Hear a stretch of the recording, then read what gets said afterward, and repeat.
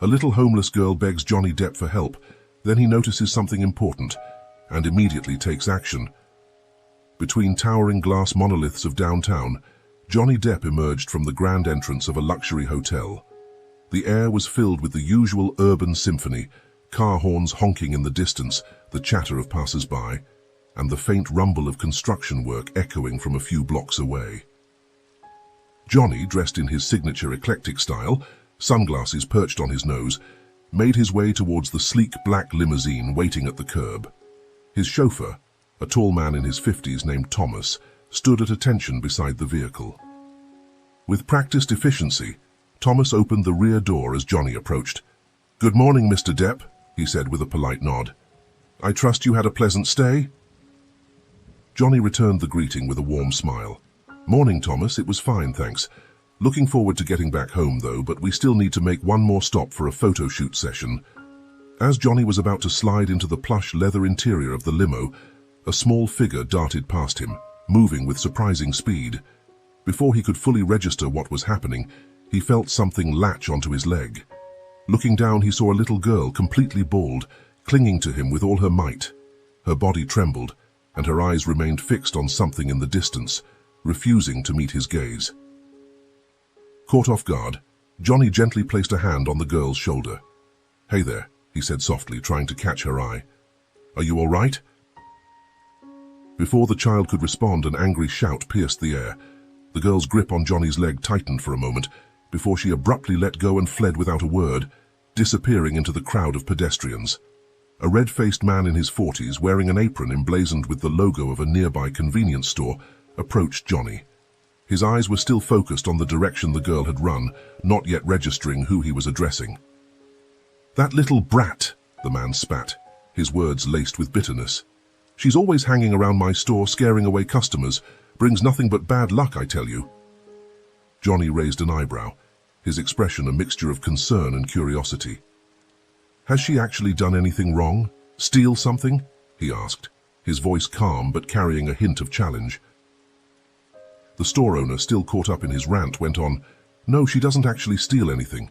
She just strolls through the aisles, looking and touching everything, always touching, never buying. It's unsettling, I tell you. My regulars don't like it, and neither do I. I think it's all part of her plan, biding her time until I let my guard down so she can steal something. She needs to learn to stay away from—" Mid-sentence, the man's eyes finally focused on Johnny, and recognition dawned on his face. His anger evaporated instantly, replaced by a look of embarrassment and awe. "Oh my God," he stammered, his cheeks flushing an even deeper shade of red. You're Johnny Depp. I'm so sorry, sir. I didn't realize I didn't mean to." Johnny held up a hand, silencing the man's flustered apologies. "It's all right," he said, his tone measured. "But let me ask you again, has this girl ever actually broken or disrupted anything from your store?" The store owner shifted uncomfortably, his eyes darting between Johnny and the direction the girl had fled. "Well, no, I told you," he admitted reluctantly. "But she's always there. It's not right." Johnny nodded slowly, his expression thoughtful. "You know," he said, his voice taking on a gentle, almost philosophical tone, "I've learned in my life that it's not wise to judge people for crimes they haven't committed. Maybe there's more to her story than meets the eye." With that, Johnny turned and slid into the waiting limousine. Thomas closed the door behind him, muffling the store owner's final bitter retort. "I don't like you celebrities anyway," the man muttered, his voice barely audible through the tinted glass. "Never care about what's really going on in the world." As the limousine pulled away from the curb, Johnny leaned back in his seat, his mind still on the strange encounter. The girl's frightened eyes and the store owner's misplaced anger lingered in his thoughts as the city scenery began to roll by outside the window. As the limousine merged into the morning traffic, Johnny leaned forward, addressing his chauffeur. "Thomas," he said, his voice carrying a note of urgency, "could you drive a bit slower than usual? I want to keep an eye out for something." Thomas nodded, adjusting his speed accordingly. "Of course, Mr. Departamento. Is everything all right?"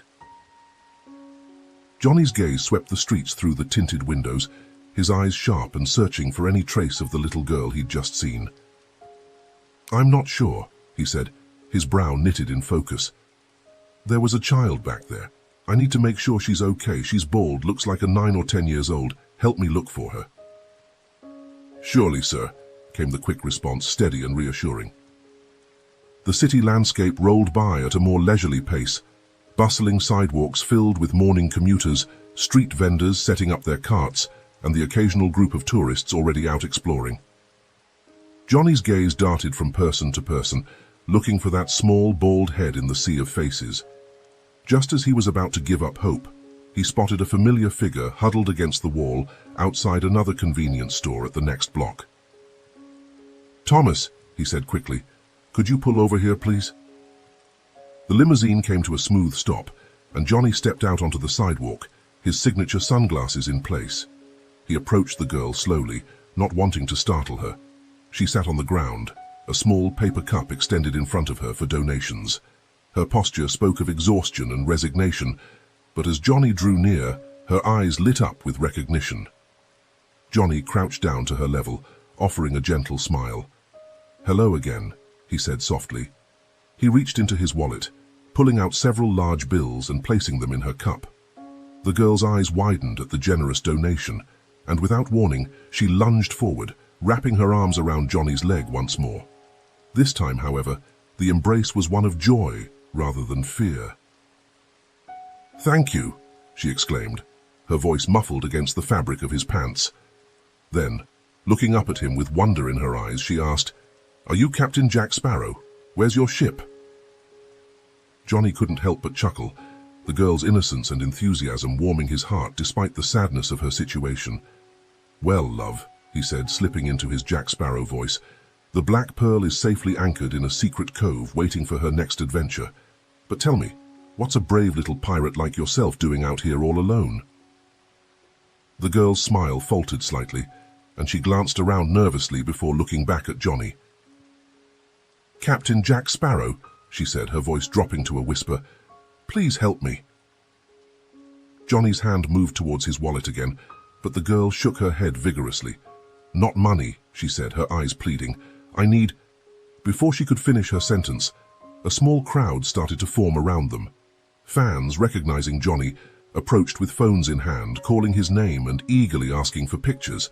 Some murmured questions, speculating about what the celebrity was doing with the homeless girl. The girl flinched, shrinking back as the growing attention overwhelmed her. A few pushed closer, unintentionally jostling him as they vied for his attention. Johnny instinctively took a step back, his calm demeanor barely faltering as he moved toward the limousine. Thomas, ever watchful, stepped in swiftly. "All right, folks, give him some space," he said firmly, his imposing presence cutting through the commotion. Guiding Johnny with a hand on his shoulder, he opened the limo door and ushered him inside with practiced ease. Once inside, Johnny glanced back through the window, his brow furrowed with concern as the girl disappeared into the crowd. "Mr. Depp, I'm sorry, but we should go. Your schedule," Thomas began, his tone firm but polite. When there was no response, he leaned slightly closer. "Mr. Depp?" Johnny eventually turned away from the window, his expression distant and preoccupied. "Yeah, I heard you," he murmured to Thomas, his voice unusually soft. His eyes flicked back to the busy street for a moment, before he straightened in his seat. "I'll be back," he whispered under his breath, a quiet promise meant for the girl. As he spoke, Thomas signaled the driver to merge into traffic. Once they were moving again, Johnny's phone rang.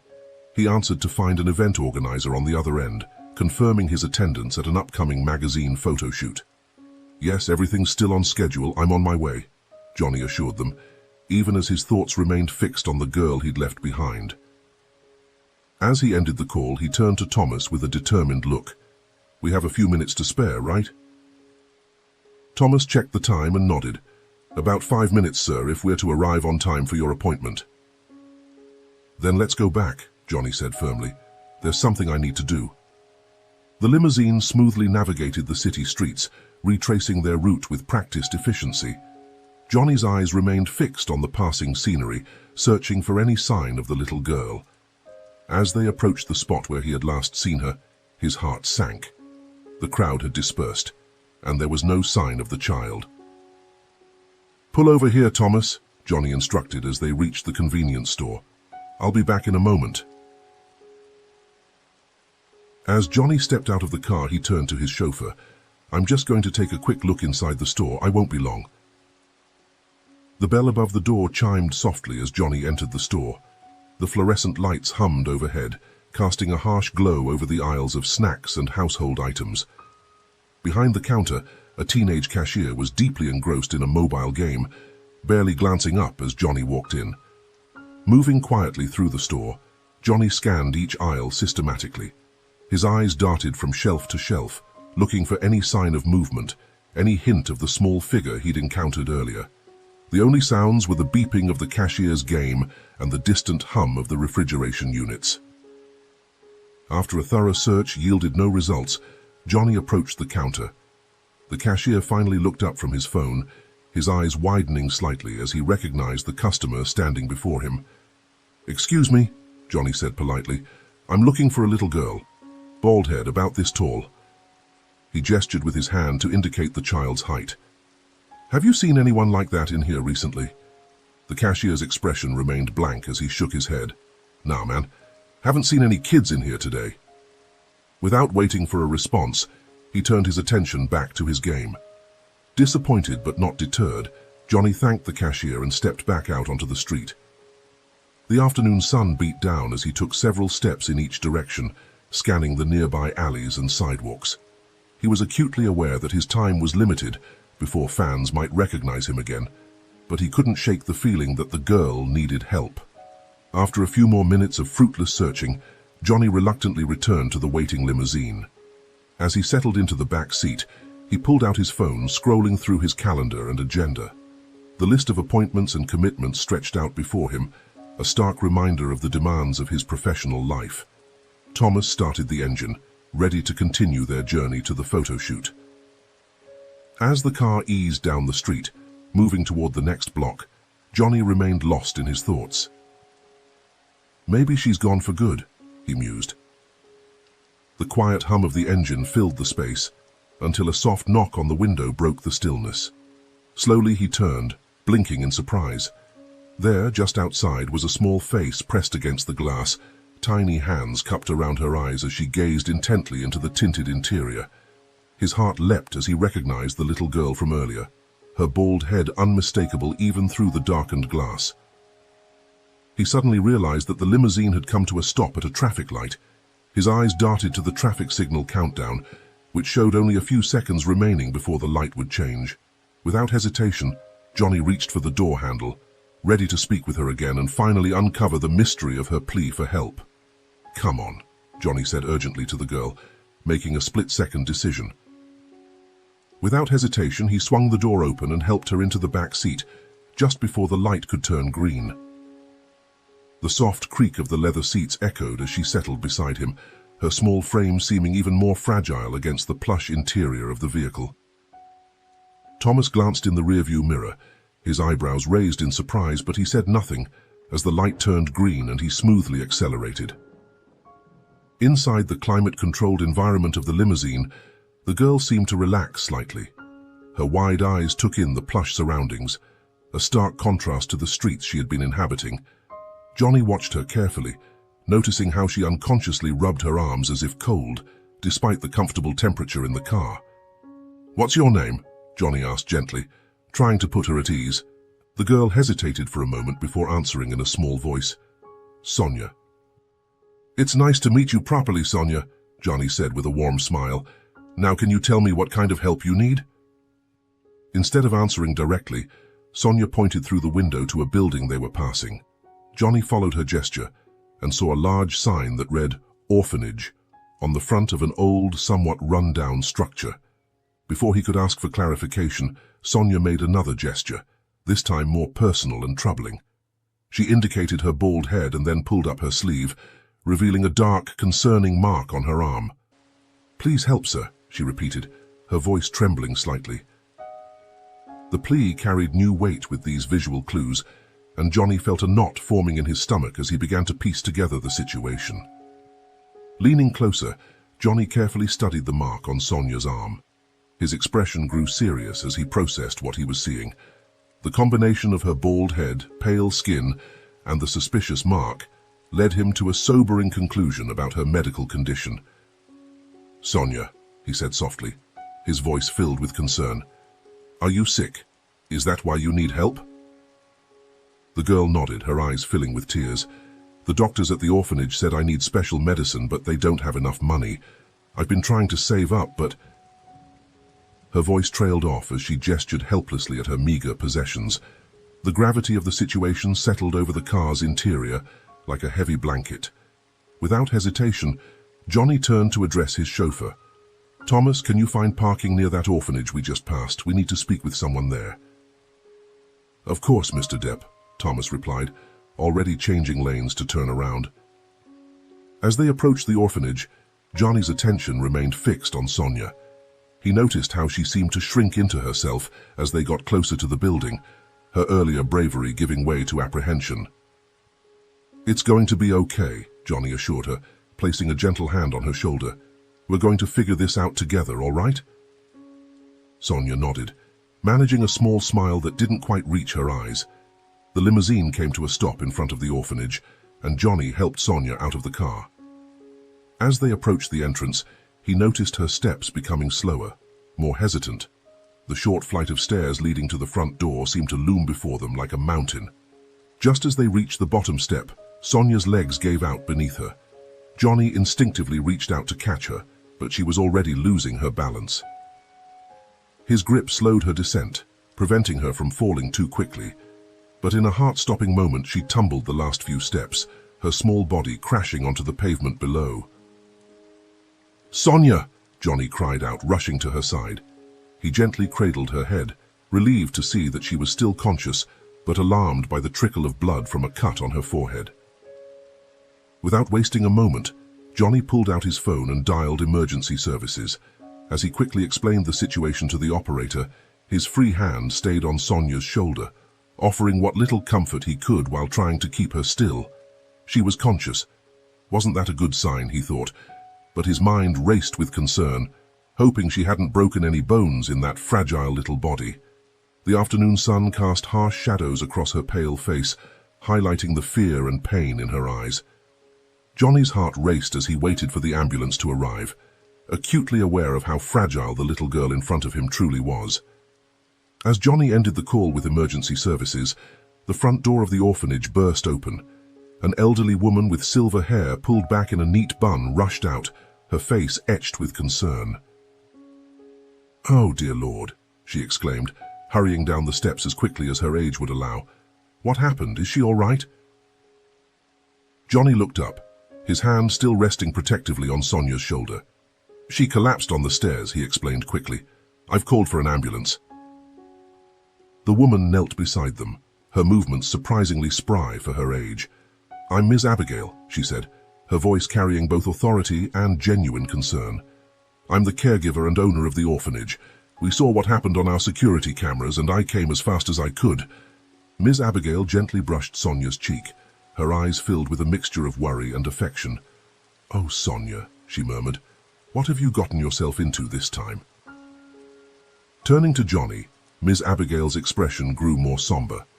"I'm afraid Sonia has been diagnosed with cancer, and because of her condition, she's been experiencing weakness and imbalance. She falls quite frequently. We've been doing everything we can to manage her care, but..." Her voice faltered, and she trailed off, her eyes misting over with unshed tears. Before Johnny could respond, the wail of sirens pierced the air. An ambulance rounded the corner, its lights flashing as it pulled up to the curb. Two paramedics quickly exited the vehicle, wheeling a stretcher between them. As the paramedics began to assess Sonia's condition, her small voice broke through the commotion. "Captain Sparrow," she called weakly, reaching out for Johnny's hand. "Will you come with me, please?" Johnny's heart clenched at the fear in her voice. He glanced at Miss Abigail, who nodded encouragingly. "Of course, Sonia," he said, squeezing her hand gently. "I'll be right there with you." However, as the paramedics prepared to load Sonia into the ambulance, one of them turned to Johnny with an apologetic expression. "I'm sorry, sir, but we can only allow one person to ride along, and it should be her guardian." Johnny nodded in understanding, then leaned down to speak to Sonia. "Listen, sweetheart," he said softly. "Miss Abigail is going to ride with you in the ambulance, but I promise I'll meet you at the hospital, okay? My ship will be right behind you." Sonia's lip trembled, but she nodded bravely. You promise? Pirate's honor, Johnny replied with a wink, earning a small smile from the girl. As the paramedics loaded Sonia into the ambulance, Ms. Abigail climbed in beside her.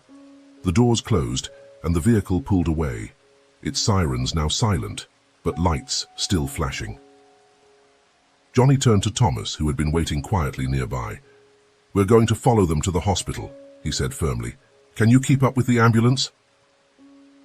Thomas nodded, already moving towards the limousine. Of course, Mr. Depp, I'll make sure we don't lose sight of them. As they settled into the car and began to follow the ambulance through the city traffic, Johnny sat quietly in the back seat, his mind racing. Questions about Sonia's condition, her life at the orphanage, and how he could help swirled through his thoughts. Thomas navigated the streets with practiced skill, maintaining a respectful distance from the ambulance while ensuring they didn't fall behind.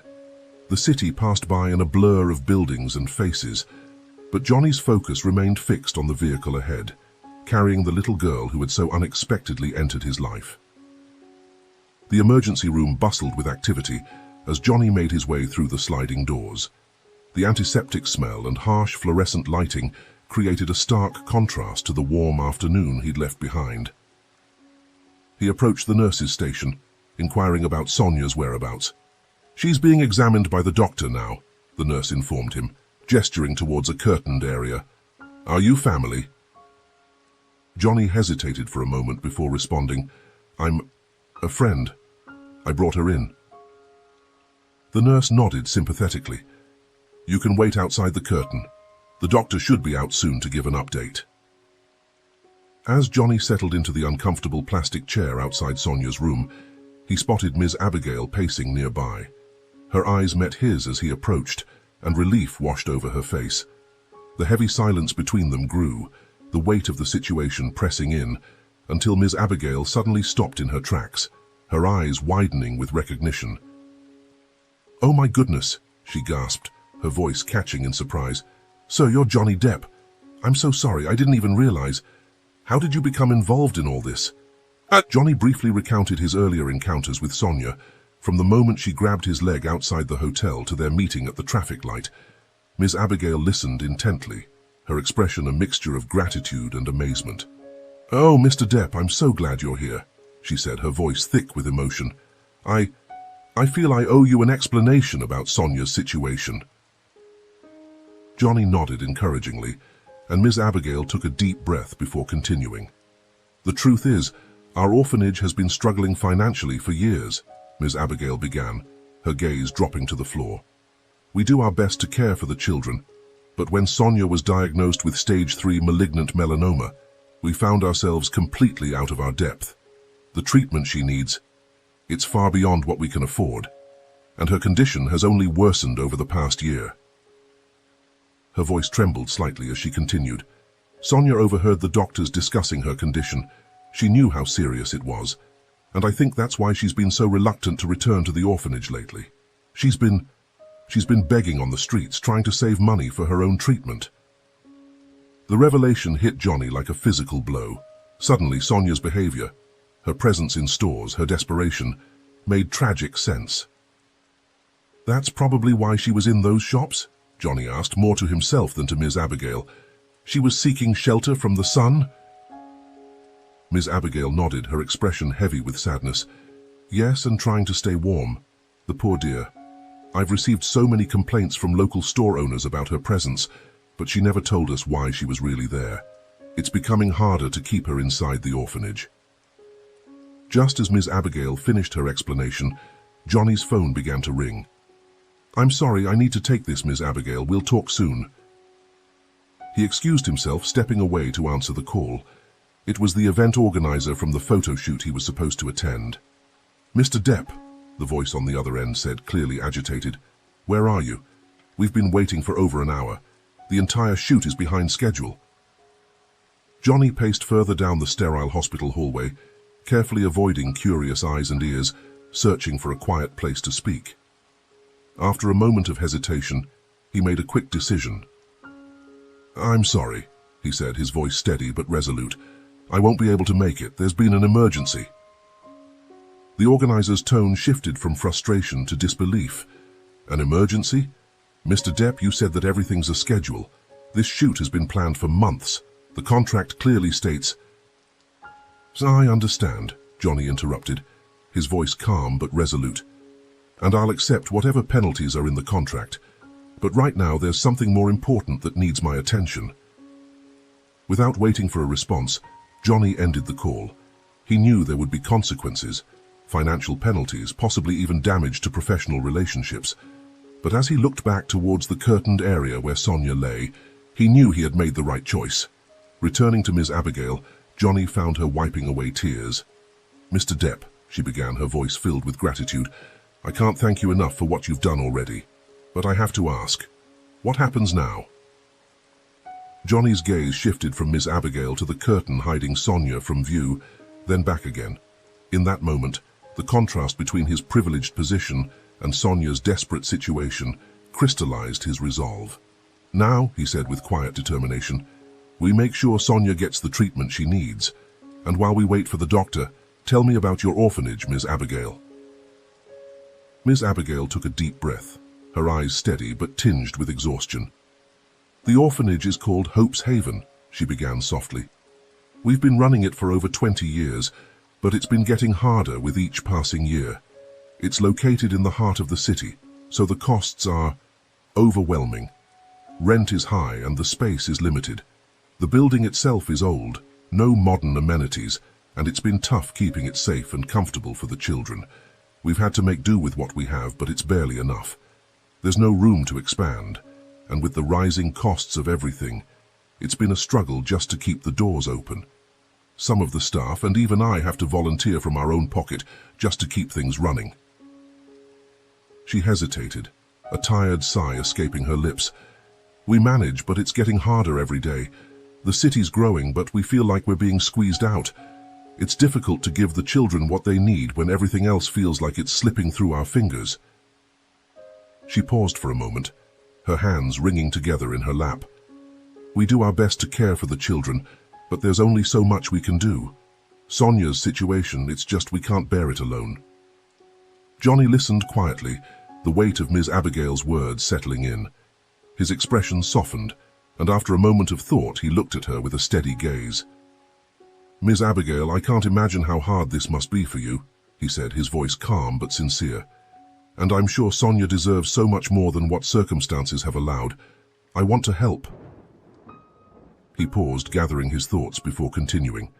"I'll cover the cost of Sonia's treatment, her hospitalization, everything she needs to get better. You shouldn't have to carry that burden alone, especially when there's a chance for her to get the care she deserves."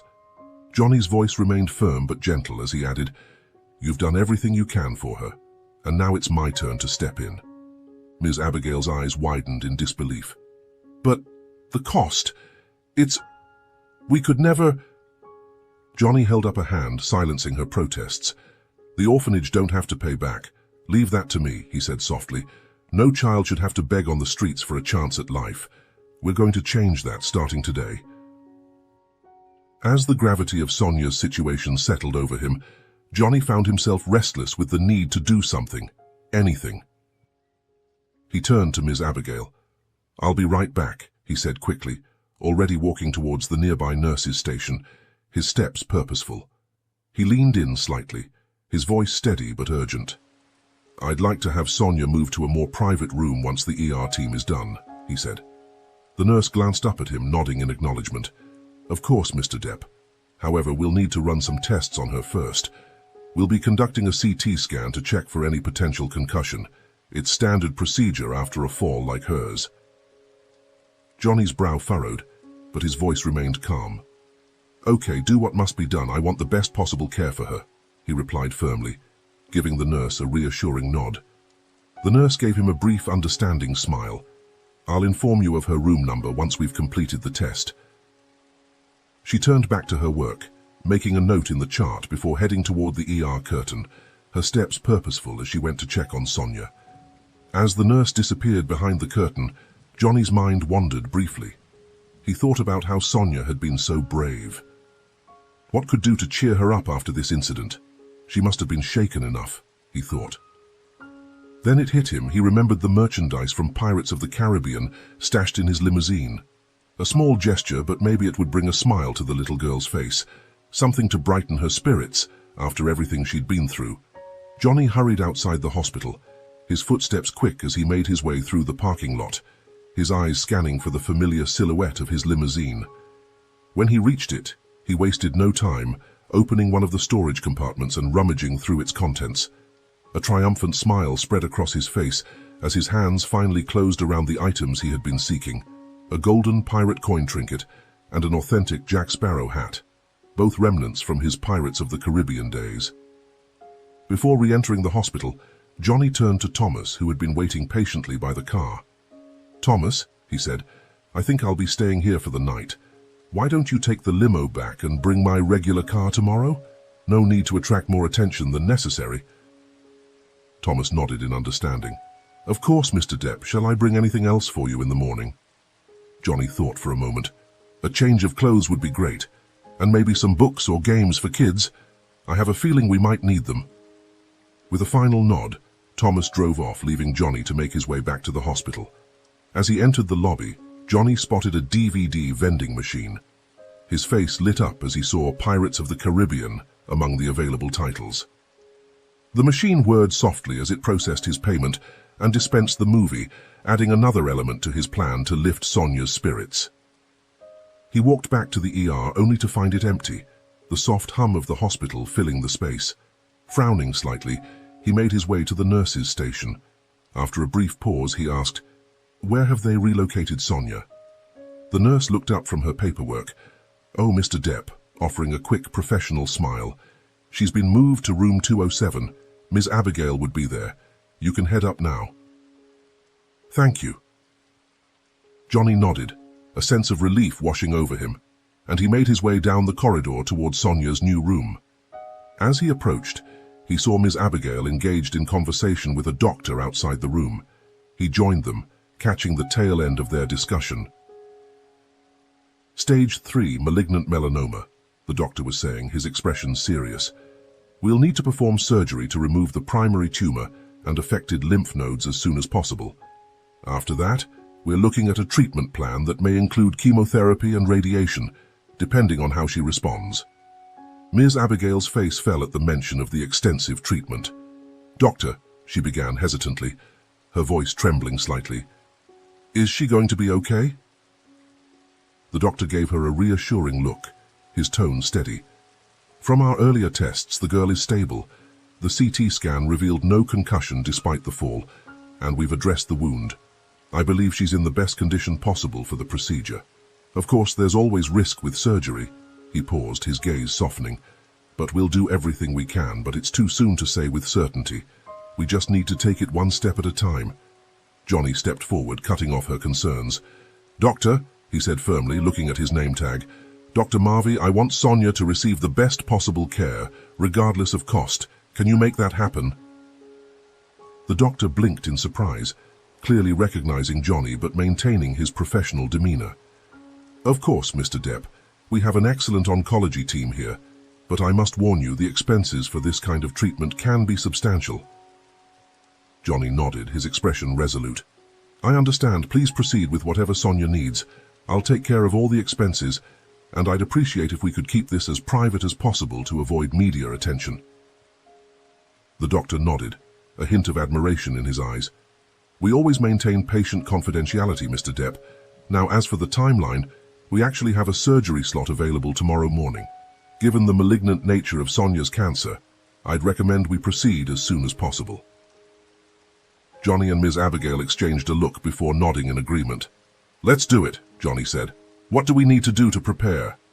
As the doctor outlined the pre-surgery procedures and necessary consent forms, Johnny felt a mix of anxiety and hope. The urgency of the situation weighed heavily on him, but he was determined to do whatever it took to give Sonia a fighting chance. With the surgery scheduled for the following morning, Johnny took a deep breath and prepared to enter Sonia's room. He clutched the pirate hat and coin in one hand, the DVD in the other, hoping these small tokens might bring some comfort to the scared little girl. As he took his seat next to her bed, Sonia's eyes lit up at the sight of him. She was propped up in the hospital bed, looking small and fragile against the stark white sheets, but her smile was bright. "Captain Sparrow?" she exclaimed weakly, her voice filled with genuine joy. Johnny smiled warmly, settling into the chair beside her bed. "Hello there, young pirate," he said, slipping easily into his Jack Sparrow voice. "I hear you're about to embark on quite the adventure." Sonia's smile faltered slightly, fear creeping into her eyes. "The doctor said they need to do surgery," she whispered. "I'm scared. I'm not as brave as you, Captain Sparrow." Johnny leaned in, his voice gentle but firm. "Now listen here, love. Being brave doesn't mean you're not scared. It means doing what needs to be done even when you are scared. And from what I've seen, you're one of the bravest pirates I've ever met." He reached out, taking her small hand in his. "The doctors are going to help you, Sonia. They're going to fight this sickness inside you, just like we fight sea monsters in our adventures. And when it's all over, you'll be ready for new adventures. What do you say? Are you ready to be brave?" Sonia hesitated for a moment, then nodded, a determined look settling on her face. "I'll try, Captain Sparrow, I promise." Johnny smiled, giving her hand a gentle squeeze. "That's my girl. Now I've brought you something special." With a flourish, he presented the pirate hat, gently placing it on Sonia's head. It was slightly too big, slipping down over her eyes, but her giggle was worth it. "And this," he said, pressing the golden coin into her palm, "is for good luck. Keep it close and remember that Captain Sparrow is rooting for you." Sonia's eyes widened as she examined the coin, turning it over in her hands with wonder. "It's beautiful," she whispered. Just then, Miss Abigail entered the room, followed by a nurse pushing a small TV on a cart. "Look what Mr. Depp arranged for us, Sonia," Miss Abigail said with a smile. "We're going to have a movie night." As the nurse set up the TV, Johnny turned to Sonia with a conspiratorial wink. "How about we watch some real pirate adventures?" he asked, holding up the DVD. Sonia's face lit up with excitement, but then fell slightly as she glanced at the IV in her arm. "But I'm not allowed to eat anything before the surgery," she said sadly. Johnny didn't miss a beat. "Ah, but that's part of the adventure," he exclaimed. "You see, in this movie, there are times when even Captain Sparrow goes hungry. It's all part of being a true pirate. What do you say we brave it together?" Sonia giggled and nodded, her earlier fears momentarily forgotten in the excitement of the impromptu movie night. As the opening credits began to roll, Johnny settled back in his chair, grateful for this moment of normalcy amidst the chaos of the day. He watched as Sonia became engrossed in the film, her eyes wide with wonder at the swashbuckling adventures on screen. Midway through the movie, Johnny leaned in close to Sonia, his curiosity getting the better of him. "Sonia," he asked gently, "can I ask you something? Why did you keep going into those stores if you weren't buying anything?" Sonia tore her eyes away from the screen, her expression suddenly serious.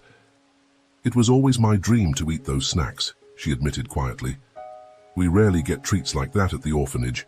Just being there, seeing all the colorful packages, it made me feel like I could have a normal life someday." She paused, a small smile playing at her lips. "Plus the air conditioning felt nice, and it was good to get out of the sun. My skin don't itch too much, at least until the owners got mad and chased me out." Johnny felt his heart constrict at her words, amazed by the simple dreams of this brave little girl.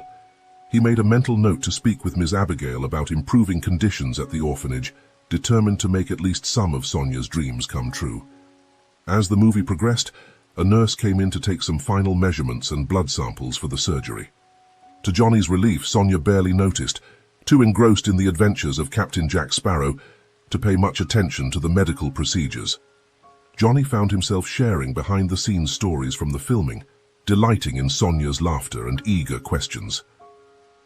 For a few precious hours, the hospital room was transformed into a world of pirate adventures and Hollywood magic. As the movie neared its end, Johnny noticed Sonia's eyelids growing heavy. By the time the credits rolled, she was fast asleep, the pirate hat tilted at a jaunty angle on her head, the golden coin clutched tightly in her hand. Carefully, so as not to wake her, Johnny moved to the room's small couch and switched off the TV. As he settled in for the night, his eyes remained fixed on Sonia's peaceful form.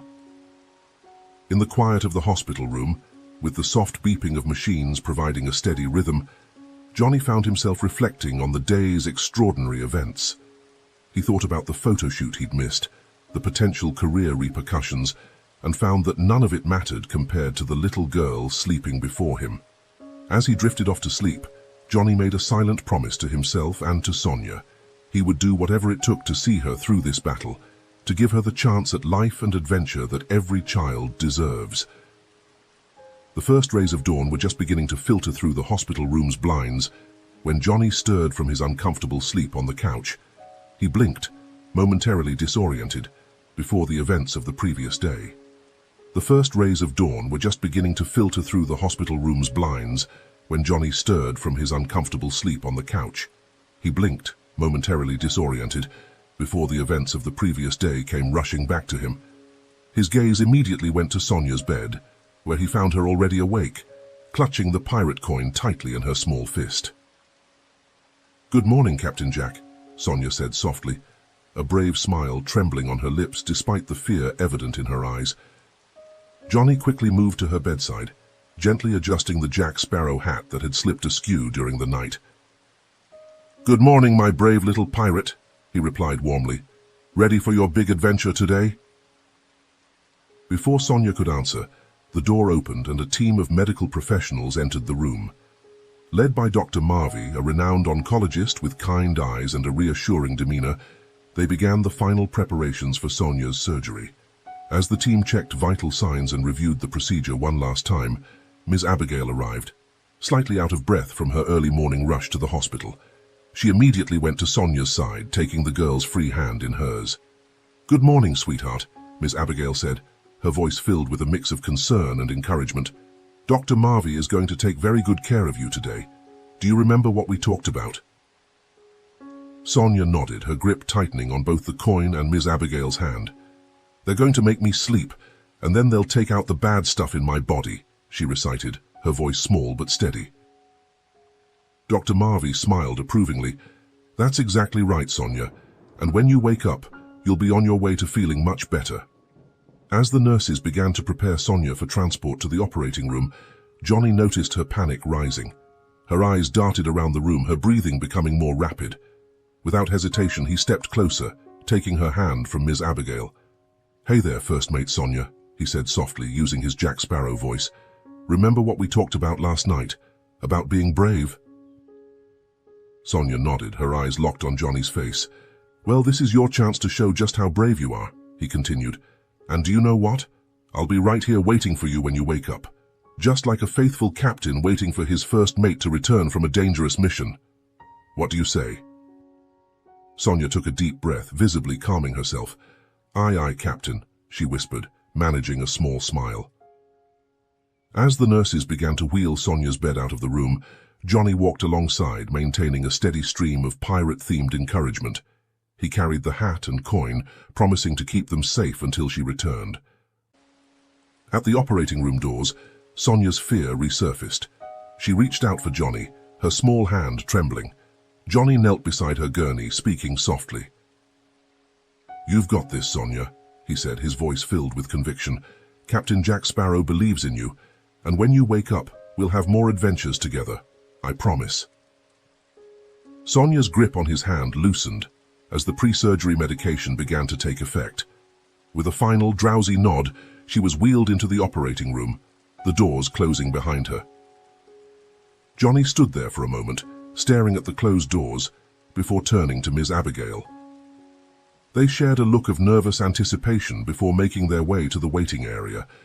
As they settled into the uncomfortable chairs, Johnny's phone buzzed in his pocket. He pulled it out to find several missed calls and messages from his agent, publicist, and various business contacts. With a sigh, he silenced the device, his attention focused solely on the operating room indicator light. Ms. Abigail noticed his action and gave him a sympathetic look. "Mr. Depp," she began hesitantly, "I can't help but feel that we're imposing on you. Your career, your obligations." Johnny shook his head firmly. "Ms. Abigail, please, this is where I need to be right now. Everything else can wait." As the morning stretched on, Johnny and Ms. Abigail sat in companionable silence, each lost in their own thoughts and prayers for Sonia. The waiting room slowly filled with other anxious families, creating a shared atmosphere of hope and fear. Hours passed, marked only by the ticking of the wall clock and the occasional updates from passing nurses. Johnny found himself pacing the small area, his eyes constantly drawn to the operating room doors, willing them to open with good news. Finally, after what felt like an eternity, Dr. Marvey emerged, still in his surgical scrubs. Johnny and Ms. Abigail stood immediately, their hearts racing as they waited for the news that would shape Sonia's future. Dr. Marvey approached Johnny and Ms. Abigail, his face tired but wearing a cautiously optimistic expression. "The surgery was successful," he announced, his voice carrying a note of relief. "We were able to remove the primary tumor and the affected lymph nodes." Johnny and Ms. Abigail embraced spontaneously, both fighting back tears of relief. "Thank God," Ms. Abigail whispered, her voice choked with emotion. Dr. Marvey continued, his tone becoming more serious. "However, this is just the first step. Sonia will need ongoing treatment to ensure we've eliminated all the cancer cells. We're looking at a regimen of chemotherapy and possibly radiation, depending on how her body responds." Johnny nodded, his expression determined. "Whatever she needs, doctor, just tell us what to do next." As Dr. Marvey outlined the next steps in Sonia's treatment plan, a nurse approached to inform them that Sonia was being moved to the recovery room and would be waking up soon. "She'll be groggy from the anesthesia," the nurse explained, "but you can see her briefly if you'd like." Johnny and Ms. Abigail followed the nurse to the recovery area. As they approached Sonia's bed, they could see her starting to stir. Her eyes fluttered open, unfocused at first, then settling on Johnny. "Captain Jack," she mumbled, her voice weak and slurred. Johnny stepped forward, gently placing the pirate hat back on her head, careful to avoid the surgical sites. "I'm here, First Mate Sonia," he said softly. "You did it. You were so brave." A weak smile spread across Sonia's face as she drifted back to sleep, the hat slightly askew on her bald head. As Sonia rested and Dr. Marvey excused himself after delivering the news, Johnny pulled Ms. Abigail aside to discuss the path forward. His voice was calm but resolute. "I want to set up a fund," he said decisively, his eyes focused on both of them. "I mentioned yesterday about funding Sonia's continued treatment, but I want to commit more, specifically for the renovation and expansion of the orphanage as well. The city area may be limited, but we might find a more spacious location in the suburban area. There must be other orphans out there who need medical care they can't afford, and I was thinking we could set up a small clinic within the new orphanage, a place where they can get the care they deserve." Ms. Abigail's eyes widened in disbelief. "Mr. Depp, that's incredibly generous, but are you sure? The costs could be astronomical." Johnny nodded firmly. "I'm sure I'll inform my assistant and my legal team can start drafting the paperwork immediately." As they discussed the details of the fund, a commotion in the hallway caught their attention. A small group of children, no more than 5 or 6, were being ushered towards Sonia's room by a nurse and a young woman Johnny recognized as one of the orphanage staff. The nurse, looking slightly frazzled, was gently warning them, her voice hushed. "Please, keep it down and let Sonia rest," she said, ushering them along. The children, wide-eyed and clearly concerned, whispered among themselves as they caught sight of Sonia's room, their steps quickening with a mix of excitement and apprehension. The orphanage staff member, a kind-faced woman, kept close to them, her expression filled with both care and a hint of worry. "These are Sonia's closest friends from her dorm," Ms. Abigail explained. "They've been so worried about her." The children crowded around Sonia's bed, their excited whispers filling the room. One little boy spotted the pirate hat and gasped in awe. "Is she really friends with Captain Jack Sparrow?" he asked, his eyes wide with wonder. Johnny chuckled, crouching down to the boy's level. "She certainly is," he said, slipping into his Jack Sparrow voice. "And let me tell you, she's the bravest pirate I've ever met." The children's eyes lit up as they recognized Johnny, but to his surprise and relief, they remained relatively calm, more interested in checking on their friend than in the celebrity in their midst. As the day wore on, Johnny found himself reading pirate stories to the small group of children, with Ms. Abigail watching from the couch, grateful tears in her eyes. The room was filled with the sound of childish giggles and dramatic gasps as Johnny brought the tales to life with his animated storytelling. Johnny paused in his storytelling to look at Sonia. She was awake now, still weak but smiling as she listened to the stories, surrounded by her friends. The golden coin rested on her bedside table, catching the last rays of sunlight, a symbol of the unexpected friendship that had blossomed in the most unlikely of circumstances. In that moment, Johnny felt a profound sense of purpose. He knew that his life had changed irrevocably since that chance encounter outside the hotel. There would be challenges ahead: Sonia's ongoing treatment, setting up the fund, balancing his career with his new commitments, but he was ready to face them all.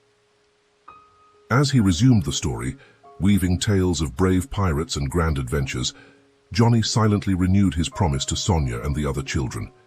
He would use his resources and influence to make a difference in their lives, to give them the chance at health, happiness, and adventure that every child deserves.